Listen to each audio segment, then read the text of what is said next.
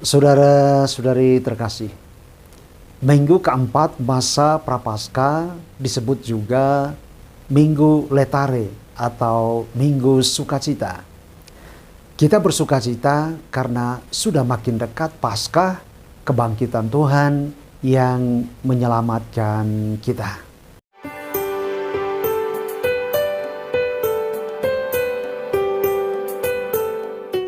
Saudara-saudari terkasih, dari cerita Injil minggu ini yang diambil dari Injil Yohanes pasal 9 ayat 1 sampai 41, ada dua hal yang kita bisa petik maknanya.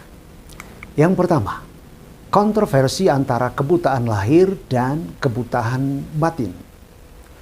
Orang yang buta sejak lahir yang mengalami kebutaan fisik disembuhkan oleh Yesus. Proses penyembuhannya itu terjadi secara dramatis. Matanya diolesi ludah dicampur tanah, lalu Yesus menyuruhnya membasuh di kolam Siloam. Kolam Siloam berarti yang diutus. Yang menarik lagi ialah bahwa orang yang disembuhkan itu kemudian menjadi percaya bahwa Yesus adalah utusan Allah. Orang buta itu menjadi saksi hidup dan pewarta sekaligus. Peristiwa dramatis berikutnya tidak kurang seru.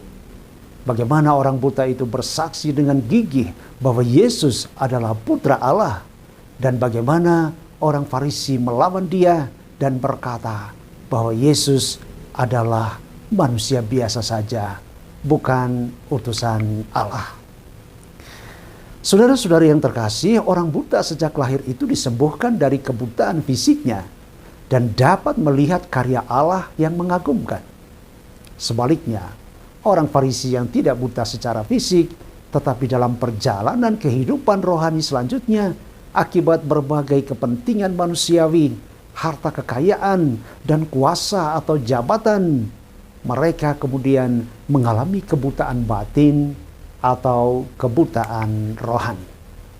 Inilah pertentangan antara kesederhanaan sejati dan pengetahuan palsu, antara keyakinan keagamaan yang sejati dan fanatisme iman yang palsu. Si buta minim pengetahuan tentang keagamaan, tetapi berakhir dengan percaya kepada Yesus sebagai putra Allah. Orang Farisi kaya akan pengetahuan keagamaan, tetapi berakhir dengan kebutaan rohani. Hal yang kedua, hal penting yang perlu kita pahami dalam Injil hari ini juga adalah soal dari mana datangnya penderitaan, sakit dan penyakit, serta kemalangan yang menimpa kita. Penyakit fisik yang lama diderita dapat menimbulkan penderitaan psikis atau rohani yang lebih berat. Mengapa saya harus menderita? Mengapa Tuhan membiarkan adanya penderitaan? Siapakah yang salah? Apakah penderitaan ada maknanya? Apa nilainya? Siapa yang menyebabkannya? Maka kebutaan sering dipakai sebagai lambang ketidakmampuan kita untuk menangkap dan memahami penderitaan kita. Ada sikap orang pandai dan orang bodoh, orang besar dan orang kecil, orang sederhana dan orang angkuh, orang jujur saleh dan orang fanatik palsu. Semuanya itu dapat diumpamakan sebagai kegelapan dan terang, atau sebagai kebutaan dan penglihatan. Terhadap pertanyaan murid-muridnya, siapakah yang berbuat dosa? Apakah orang ini sendiri atau orang tuanya sehingga ia dilahirkan buta?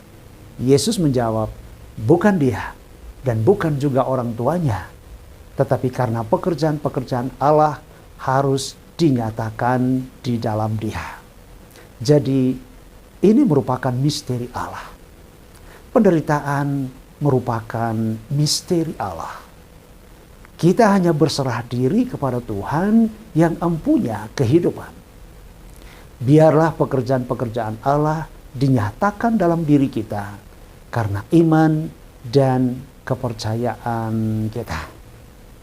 Ingat, Yohanes di dalam suratnya berkata, inilah yang menyelamatkan kita dan yang menyelamatkan dunia adalah iman kita. Menghadapi kenyataan ini, kita sebagai orang yang percaya kepada Yesus Kristus dapat belajar dari Injil Yohanes hari ini. Kita diajak berjumpa dengan Yesus dan melihat wajahnya. Syarat mutlak yang dibutuhkan untuk dapat melihat wajahnya ialah bahwa kita semua harus mengakui adanya kebutaan dalam diri kita masing-masing. Hanya dengan syarat inilah kita dapat berjumpa dengan Yesus dan melihat wajahnya yang penuh kasih, yang datang untuk menyelamatkan kita. Ia akan membuka mata kita dan kita akan sungguh percaya bahwa Yesus Kristus adalah penyelamat kita. Dalam wajahnya kita dapat melihat kesungguhan dan kesediaannya untuk berbuat segalanya yang dituntut untuk penyelamatan kita. Rendah hati, menolong, mengampuni, menderita, dan mati di salib. Dan itu dilakukan oleh Yesus untuk menyelamatkan kita yang disayangi dan yang dicintainya. Yesus memang luar biasa. Saudara-saudari, selamat hari Minggu Letare.